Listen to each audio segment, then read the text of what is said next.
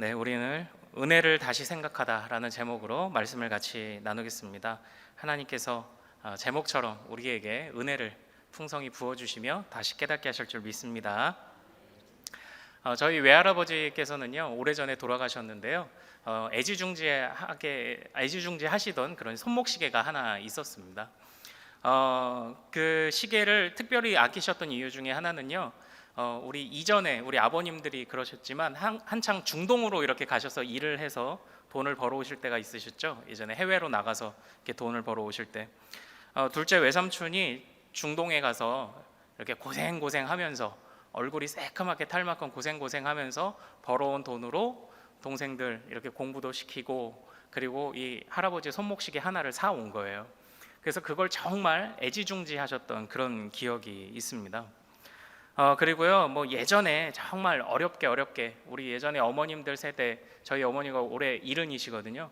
어머님들 세대는 뭐 이렇게 액세서리 이렇게 잘 안 하셨잖아요. 그런데 어렵게 어떻게 이렇게 아버지가 이게 핸드백을 하나 이렇게 선물해 드리면은 이게 자랑 아닌 또 자랑을 또 하시게 될 때 있지 않습니까? 그때 보면은 이렇게 말씀하시죠. 이거 물 건너온 거야. 이제 이렇게 그게 뭐예요? 이렇게 구하기가 쉽지 않은 거다. 이제 이런 얘기를 하는 거죠. 자, 저희 할아버지가 차셨던 애지중지하던 시계, 그리고 어머니가 선물 받았던 물 건너온 핸드백, 이 두 가지의 공통점은요, 사람은 기본적으로 어렵게 얻은 것에 대해서는 다 애지중지하는 그런 마음을 가져요. 내가 쉽게 얻은 것에 대해서는 그것을 굉장히 가볍게 여기지만, 정말 어렵게 얻은 것에 대해서는 그 안에 많은 가치를 부여하더라는 거죠. 그래서 이 할아버지가 그 손목시계 하나, 굉장히 뭐 유명 브랜드도 아니었던 것 같아요. 그런데 그거 아끼셨던 이유, 그리고 어머니가 선물 받은 그 핸드백, 그거 굉장히 어렵게, 일평생 뭐 아버지한테 한두 번 정도 뭐 선물 받을까 말까 했지만 그거 선물 받았기에, 게다가 물 건너온 거기에 그걸 애지중지하게 생각을 하신 거죠. 자, 어렵게 얻은 것에는 사람이 많은 가치를 담게 되어 있다라는 것입니다. 저는 그런 차원에서요, 이 은혜라는 것을 좀 한번 생각을 해봤어요. 우리는 하나님의 은혜라는 것에 얼마만큼의 가치를 부여하고 있나요? 우리가 흔히 은혜를 말할 때 은혜가 무엇입니까? 라고 하면 이렇게 얘기하죠. 선물입니다. 값없이 주어진 것입니다. 그죠? 그렇게 이야기를 하죠. 그런데 그게 너무 감사한데 안타까운 것은 값없이 또는 선물이라고 강조하다 보니까 점점 은혜가 우리 안에서 좀 가볍게 여겨질 때가 있지는 않은가. 어렵게 얻은 거면 많은 가치를 부여할 텐데 너무 훌렁 얻은 것 같아서 이 은혜에 대해서 가치를 많이 우리가 느끼지 못하고 살아가는가 하는 생각을 좀 한번 해봤었습니다. 자, 그러나 우리가 숨쉬게 하는 이 공기는 어디든지 있죠. 그러나 이 공기가 흔하다고 해서 중요하지 않은 것은 아니지 않습니까? 생명의 절대적이죠. 마찬가지로 우리가 이 은혜를 선물로 받았다고 해서, 이 은혜를 거저 받았다고 해서 이 은혜가 가치 없는 것 아닙니다. 은혜는 우리의 생명의 절대적인 것입니다. 오늘 그래서 저는 이 은혜를 좀 다시 한번 이 사도 바울의 메시지와 함께 다시 한번 생각해 보기를 원합니다. 그래서 아무쪼록 오늘 이 말씀을 묵상하면서 제가 다시 생각해봤던 그런 은혜가 우리 사랑하는 성도님들 마음에도 다시 한번 점검되고 새겨지기를 소망합니다.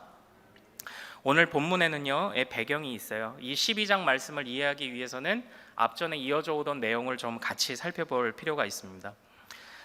고린도 교회는요, 참 사도 바울의 마음을 아프고 근심하게 만들었습니다. 많은 문제들이 있었어요. 그래서 고린도 전서에서는 사랑해라 라고 말을 하면서 너희가 서로 사랑으로 은사도 써야 하고 사랑으로 돌봐야 한다라는 권면도 많이 주었고요.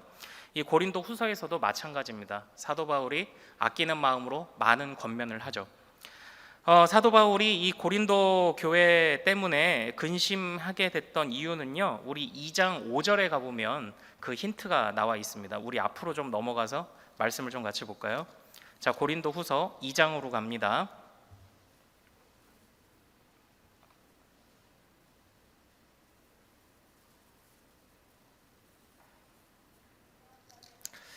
네. 자, 고린도후서 2장 5절 같이 한번 읽겠습니다. 자, 시작. 근심하게 한 자가 있었을지라도 나를 근심하게 한 것이 아니요 어느 정도 너희 모두를 근심하게 한 것이니 어느 정도라 함은 내가 너무 지나치게 말하지 아니하려 함이라 이렇게 되어 있어요. 그러니까 너희 중에 너희를 근심케 한 사람, 나를 근심케 한 사람을 용서해라라는 이 말씀을 주고 있는데요. 이 말씀의 배경은 이렇습니다. 사실 바울이 이전에 고린도 교회를 한번 방문을 했고 그리고 다시 이후에 두 번째 방문을 하려고 했을 때 그는 고린도 교회에서 들려오던 소식 한 가지를 듣게 됩니다. 고린도 교회 사람들이 바울이 오는 것을 좀 꺼려한다는 소식을 듣게 돼요. 그 이유가 뭐냐면 여기서 그들을 근심하게라고 표현했지만 정확하게는 사도 바울을 반대했던 사람들, 사도 바울이 가르쳐 주었던 것과 반대되는, 즉 약간 이단성이 있는 사람들이 좀 들어오기도 했고요. 그래서 그런 사람들이 있었다는 것, 그리고 그것에 사람들이 동조를 했다라는 것, 그래서 사도 바울이 오는 것을 좀 꺼려한다는 그런 소식을 듣게 됩니다. 그래서 2장 3절에 보면요, 이렇게 말씀을 하고 있어요. 내가 이같이 쓴 것은 내가 갈 때에 마땅히 나를 기쁘게 할 자로부터, 그러니까 너희들을 보면서 내가 기뻐야 하는데 그게 아니라 도리어 근심을 얻을까 염려하며, 내가 너희를 보러 가려고 했지만 너희가 내가 오는 것을 꺼린다는 이유로, 그것도 그 이유가 나를 반대했던 사람들의 말을 따르며 나를 거부하고 있다라는 얘기를 듣고, 내가 너희를 보며 기뻐하고자 했지만 내가 너희를 보며 오히려 근심을 얻을까 봐 가지 못하겠노라라고 지금 말씀을 하고 있는 거예요. 그러니까 얼마나 배신감이 느꼈을까요? 고린도 교회 성도들을 정말로 아끼며 사랑하며 가르쳤는데 지금 그들이 그 아버지와 같은 사도 바울을 거부하고 있다라는 소식을 들었을 때 얼마나 마음이 아팠을까요? 그러나 그럼에도 불구하고요, 사도 바울이 이 고린도후서를 쓰면서 그들을 권면하지만 마음을 억누르는 게 보여요. 우리 2장 5절 말씀 다시 한번 같이 볼까요? 네, 중간부터 어느 정도라 함은 내가 너무 지나치게 말하지 아니하려 함이라. 사실은 내가 그거 생각만 하면 가슴이 터질 것 같고 정말 머리가 지끈지끈 아프지만 어느 정도 나에게 근심을 끼쳤다라고 내가 일부러 좀 마음을 눌러가며 말을 하고 있다는 것을 알아달라, 이제 이렇게 표현을 한 거죠. 그러니까 지금 사도 바울이 굉장히 마음에 서운하다라는 것입니다. 그리고 우리 2장 6절 말씀 좀 같이 한번 읽어볼까요? 자, 시작. 이러한 사람 많은 사람에게서 벌 받는 것이 마땅하도다. 그런 사람들, 잘못된 신앙을, 잘못된 교리를 가르쳐주는 사람은 벌 받아야 마땅하다. 그런데 이 사도 바울이 마음을 어디까지 억누르는지 7절도 한번 읽어보죠. 자, 시작. 그런즉 너희는 차라리 그를 용서하고 위로할 것이니 그가 너무 많은 근심에 잠길까 두려워하노라. 오히려 자신을 반대했던 사람을 용서하고 그를 잘 가리켜 세우라고 이야기를 하죠. 근데 이런 이야기가 결코 가볍게 나온 얘기가 아니라는 거예요. 마음을 억눌러가면서 말을 했다라는 것이죠. 그래도 용서해야 한다. 그 사람이 나를, 그리고 너희를 상처 주었다 할지라도 우리는 그에게 상처 주지 말자라는 이런 얘기가 결코 쉽게 가볍게 나온 얘기가 아니라는 거예요. 그런데 이렇게 마음을 좀 억누르는 것 같아 보이긴 했지만 그래도 속이 상하긴 했던 것 같습니다. 고린도 교회를 두 번째로 방문하게 하겠다고 했던 계획을 취소시키고 디모데, 그의 사랑하는 아들 디모데가 있는 그 에베소 교회로 가서 위로를 받게 되죠. 에베소에서 잠시 마음을 좀 추스렸던 사도 바울은요, 그 이후에 다시 마게도냐라는 지역으로 전도를 떠납니다.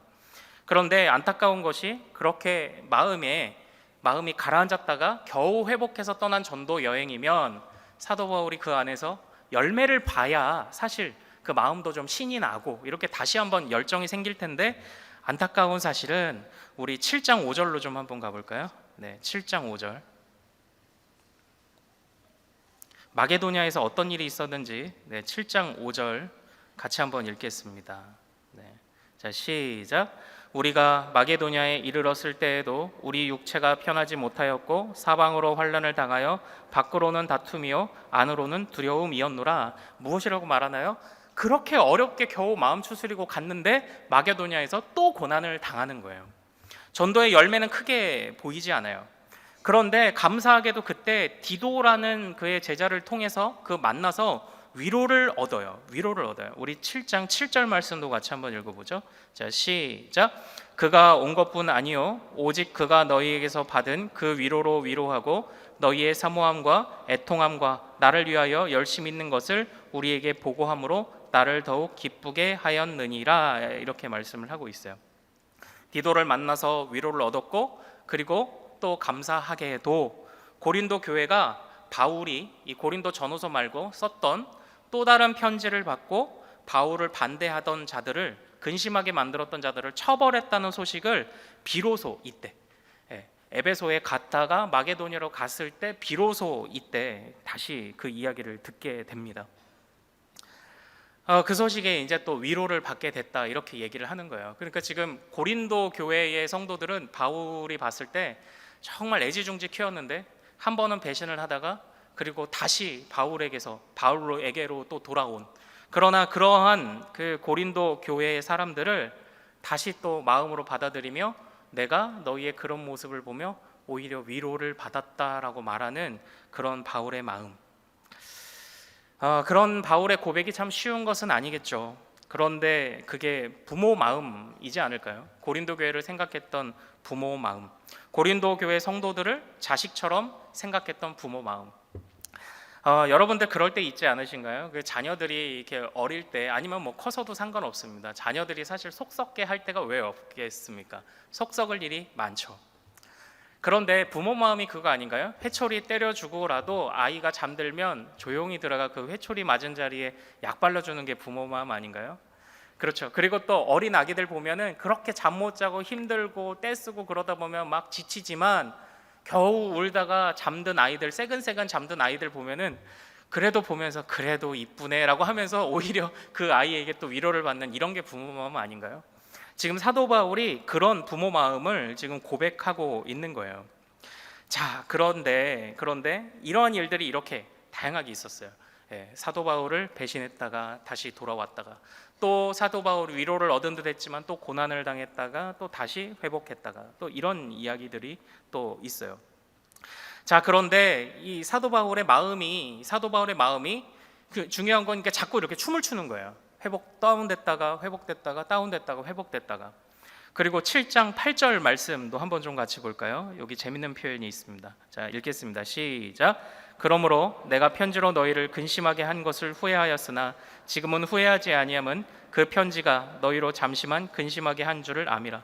최종적으로는 고린도 교회 성도들이 죄송하다고 다시 돌아와서 기쁘지만 그 이전에 그들을 바로잡기 위해서 보냈던 편지를 보내놓고 후회를 했었다고 고백을 하는 거예요. 그러니까 이거예요. 내가 오늘은 가서 꼭 내가 그 얘기를 하고야 말 거야 하고서는 얘기를 하고 왔어요. 그런데 속이 시원하지 않은 거예요. 내가 너무 심했나? 내가 너무 아프게 말했나? 내가 너무 전곡을 찔러 말했나? 좀 돌려서 말할 걸 그랬나? 이렇게 말할 걸 그랬나? 이런 고민을 계속 사도 바울이 하고 있었다라는 거죠. 참, 이런 모습을 보면서요, 우리가 다른 사람들에게 무언가 권면한다는 것, 훈계하고 조언한다는 것이 얼마나 어려운지를 좀 한번 생각해 보게 됩니다.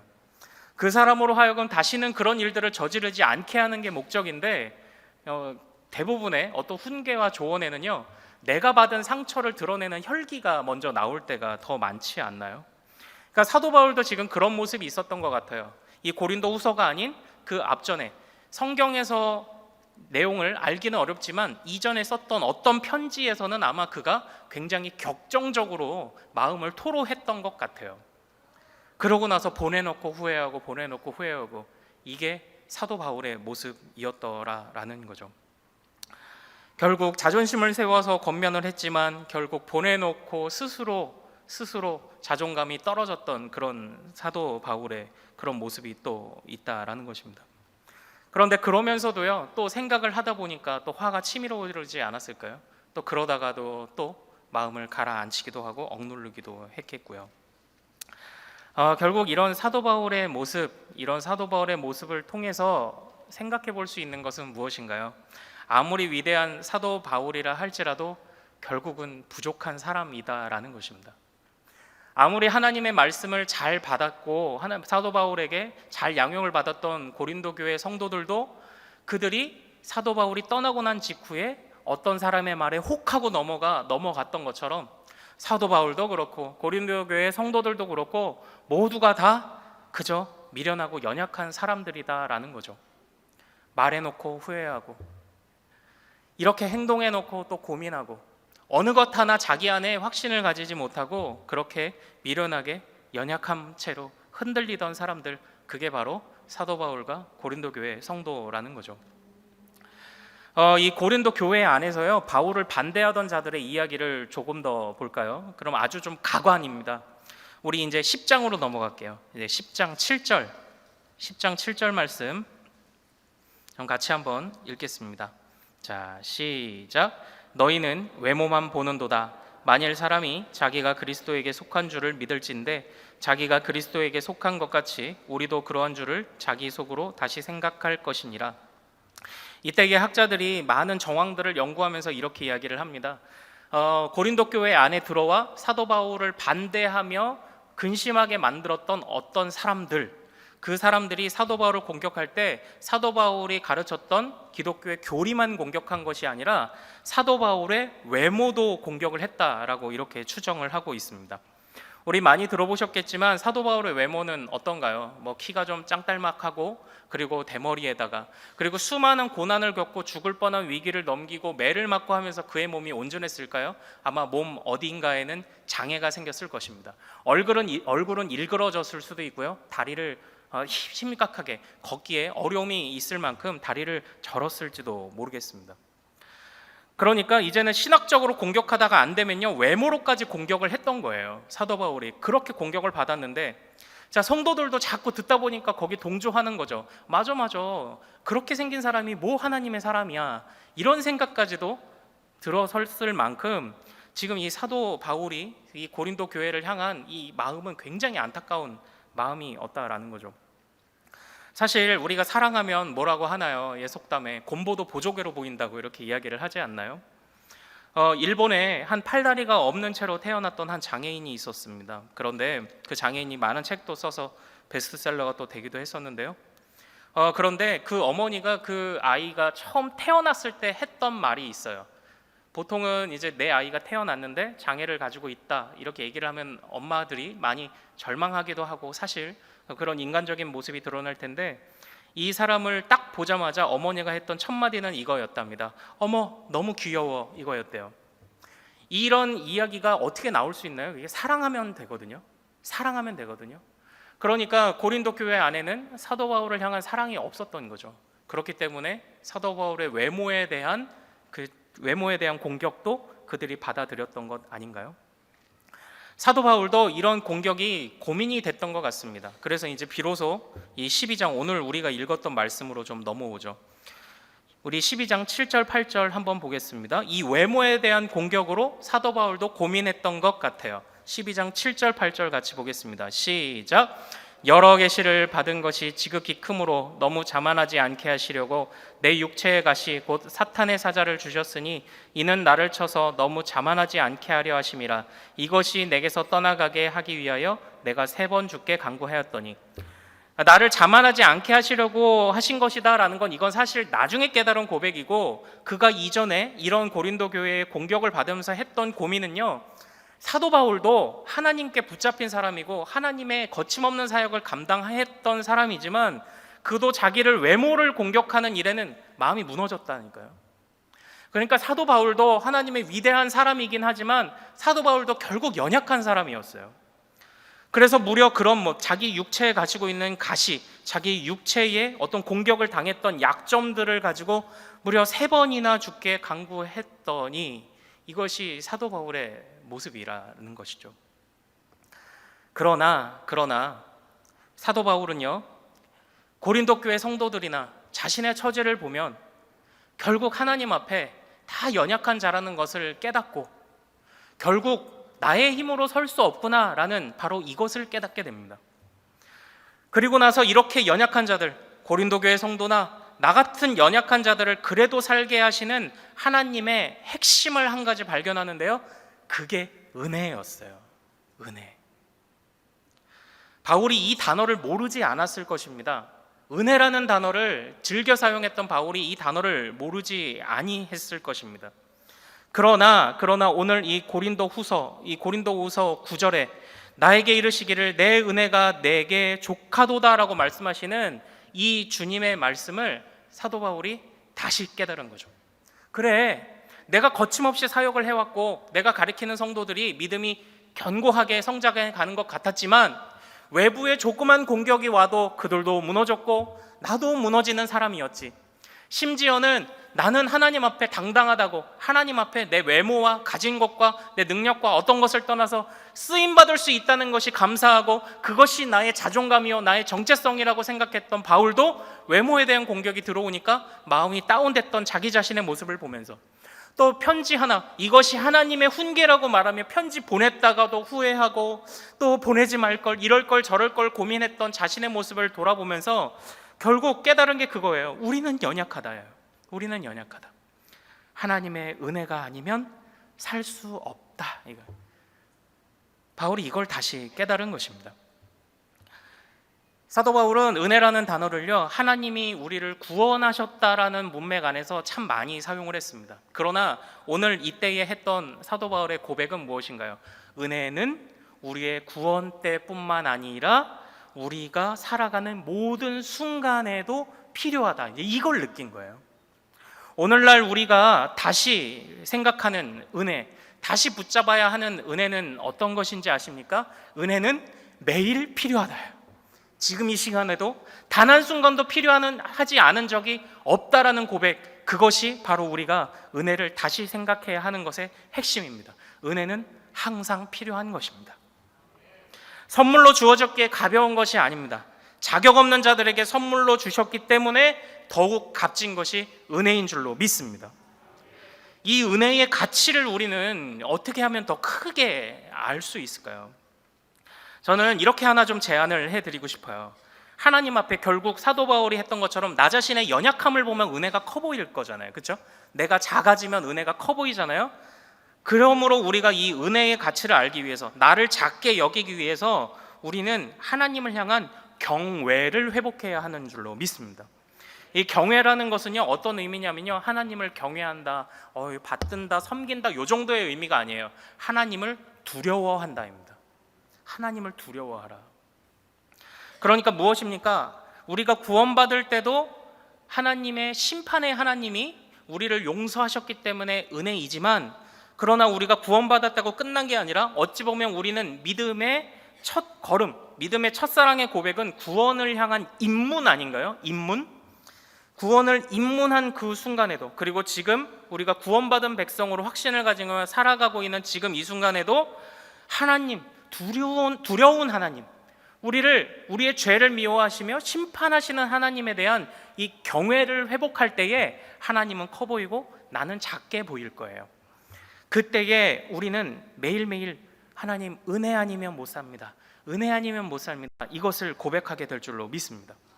두려운 하나님이 죄를 이렇게 미워하시는구나, 두려운 하나님이 나의 연약함을 이렇게 안타까워하시는구나를 매일매일 느껴야 이 은혜가 커 보인다고요. 은혜 아니면 우리는 여기에 없었을 것입니다. 바울이 오늘 이 말씀에서 내 은혜가 내게 족하도다 라는 주님의 말씀을 듣습니다. 주님의 그 음성을 들었음을 고백합니다. 그런데 저는 이 부분이 이렇게 읽히더라고요. 야, 그냥 좀 만족하고 살아. 내가 다 뜻이 있는데, 다 뜻이 있으니까 일단은 좀 그냥 적당히 만족하고 살아, 이런 의미가 아니라 저는 이렇게 읽혔어요. 바울에게 내 은혜가 내게 족하도다 라고 말씀하신 것은요, 사도 바울아, 네가 사역하는 모든 순간순간마다 연약함을 경험하게 될 거야. 그런데 그때 내가 족하고도 필요한 은혜를 너에게 줄 거야. 저는 이 말씀이 이렇게 읽히는 거예요.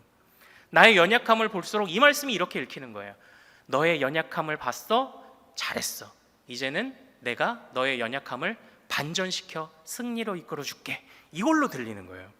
내 은혜가 내게 족하도다, 적당히 만족하고 살아라, 이게 아니라 그때 연약한 너에게 감당할 수 있는 은혜를 부어줄게. 저는 이걸로 이 말씀이 들리는 거예요.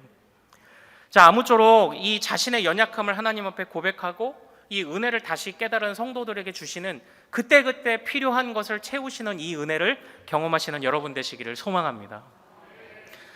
그렇기 때문에 사도 바울이 이렇게 말할 수 있는 건 아니에요. 내가 이 약함을 자랑한다. 비로소 그래서 그렇게 말씀을 하고 있는 건 아닌가요? 나의 약함을 반전시켜 채우실 하나님이 계신 걸 알기 때문에 비로소 나의 약함을 자랑할 수 있다라고 말하게 된 것이 아니었을까요? 우리는 가끔 좀 착각합니다. 우리가 고백하는 이 연약함이라는 것을요, 어떤 무기력함으로 이해하는 경우가 좀 때때로 있는 것 같습니다.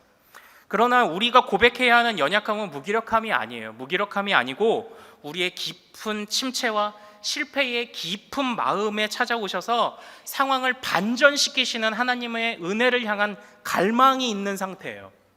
처절하게 내 안에 죄를 미워하는 상태입니다. 눈에 보이는 것이 전부가 아니라 하나님의 눈으로 나도 보겠습니다라고, 내가 아직 그것을 하지 못하지만 그것을 하고 싶습니다라고 고백하는 그 상태예요. 그 상태. 그러나 갈망하지만 할 수 없어서 마음이 무너졌던 그 상태, 그게 연약함이에요. 이건 무기력하고는 달라요.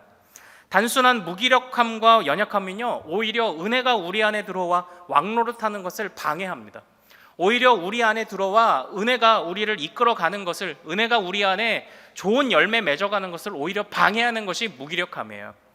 우리는 그러므로 하나님 앞에 우리의 연약함을 고백하며 하나님의 은혜를 붙잡아야 하지만 그 연약함은 무기력함이 아닙니다.